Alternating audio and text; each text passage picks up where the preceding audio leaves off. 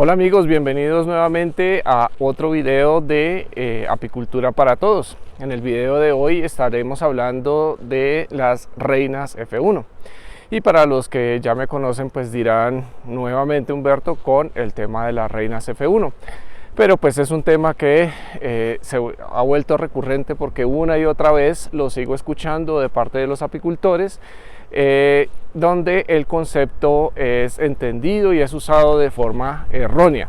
De tal manera que aquí nuevamente, así como lo he hecho en otras plataformas y en otros videos y en otros correos, pues quiero reiterar, en este caso en nuestro canal de Apicultura para Todos y en este formato de video, quiero poder explicar nuevamente el concepto de F1.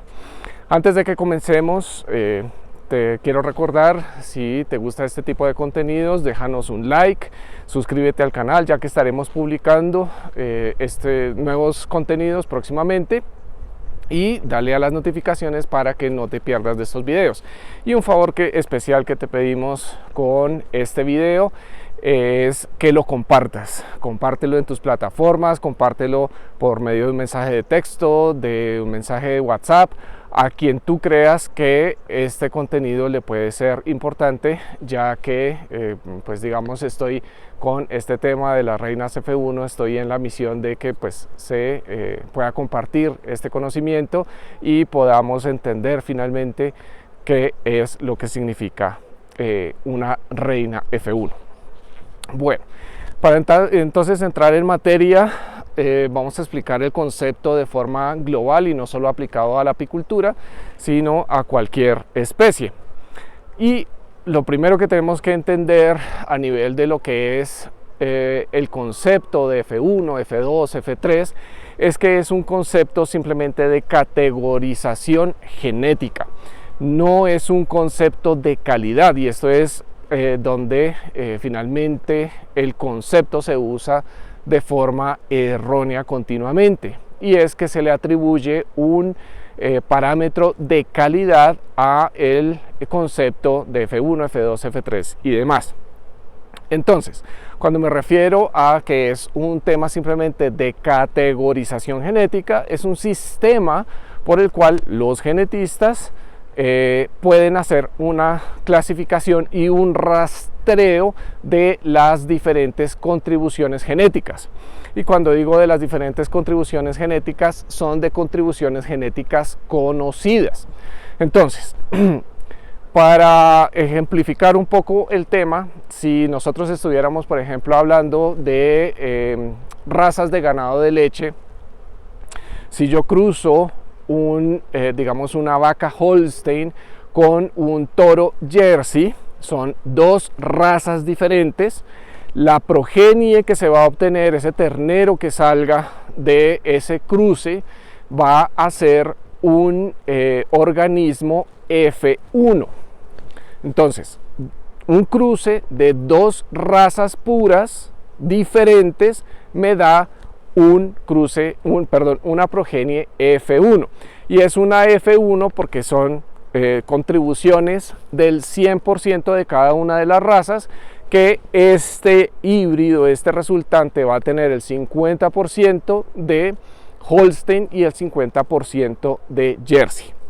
Nuevamente les recuerdo acá, fíjense que aquí estamos hablando solo de digamos, de la clasificación o de ese rastreo que yo puedo hacer de la contribución genética que puede tener este organismo F1 de sus padres. Entonces va a tener un 50% de Holstein y un 50% de Jersey. Pero aquí no me está diciendo absolutamente nada de la calidad genética, simplemente de la contribución genética que pueda tener este organismo. Si yo este organismo F1 resultante de ese cruce de las dos razas puras, yo lo cruzo con una de esas mismas razas o con una raza diferente, yo voy a obtener un organismo F2 con una u otra contribución genética de cada una de esas razas. y yo puedo ir, digamos, armando un árbol de esas contribuciones genéticas a lo largo del tiempo, pero nuevamente esa escalera que yo voy armando simplemente me determina o me dice la contribución genética de, digamos, de cada una de las razas diferentes. Nuevamente, no estamos hablando, y las Fs, F1, F2, F3 o lo que sea, no hace referencia a ningún atributo, a ningún parámetro de la calidad genética de ese organismo, simplemente de la contribución.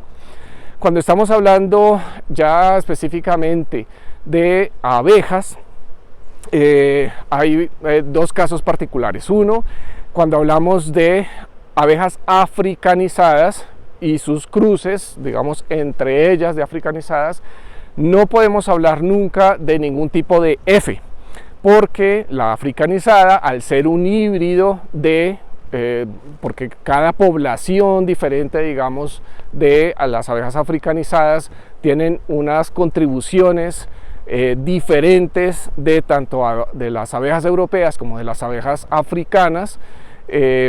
Pues esa contribución no es conocida, cada población va a tener una contribución genética diferente, y al cruzarse entre ellas, así digamos yo haya seleccionado alguna reina, por ejemplo, una colmena, no le puedo atribuir el F1 porque no conozco la contribución genética de cada una de las razas.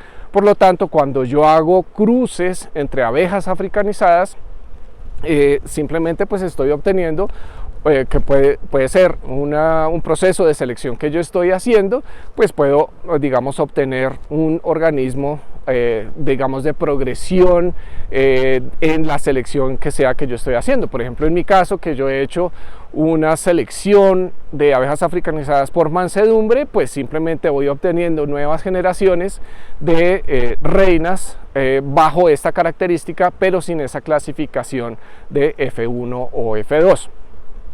Si yo cruzo abejas africanizadas con una raza pura, abejas italianas, abejas cárnicas, sea que la madre o el padre es de uno o del otro, de africanizadas o de alguna raza pura, tampoco puedo hacer digamos, esa clasificación de F1, F2, porque digamos, lo conocido sería la contribución genética de la raza pura, pero nuevamente de la africanizada en mi población no sé cuál es la distribución que pueda tener la contribución tanto de las razas europeas como de la raza africana pues en digamos, en ese cruce que yo voy a hacer de africanizadas con la raza pura.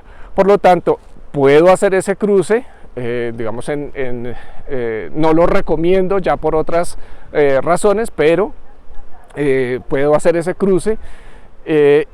Sin embargo, no puedo hacer la clasificación de F1, F2 o lo que sea a ese cruce.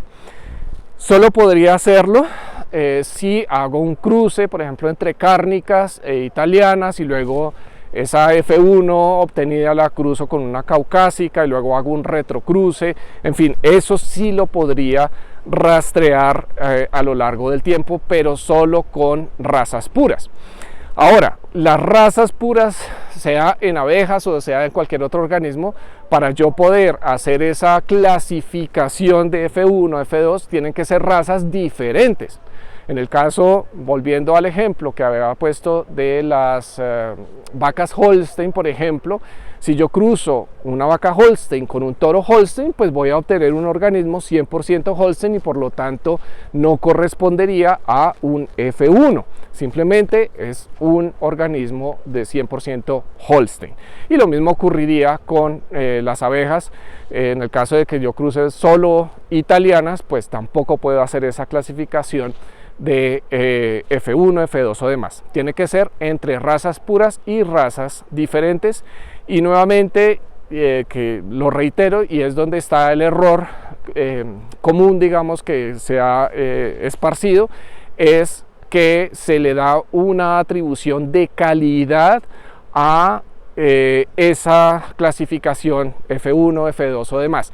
Son dos cosas totalmente independientes, y en el caso de las abejas, los parámetros de calidad de una reina y del desempeño de esa reina en la colmena final, digamos, donde esta reina va a llegar, va a depender de otros factores que independientes de su clasificación genética. Va a depender, esto ya digamos es otra charla completamente diferente, no voy a entrar en ese tema en este momento, pero pues son factores como fisiológicos desde el punto de vista de cómo fue criada esa reina, las variaciones de temperatura o la estabilidad térmica que tuvo esa reina cuando estaba en su proceso de desarrollo, que también fue alimentada, cómo fue su desarrollo feromonal dentro de la colmena donde se fecundó, con cuántos zánganos se fecundó, bueno, una cantidad de parámetros que en las abejas son un poco diferentes a otras especies, pero que son lo importante a la hora de determinar la calidad, digamos, o el del desempeño de calidad en una colmena, que no tiene nada que ver con las clasificaciones de F1, F2 o demás.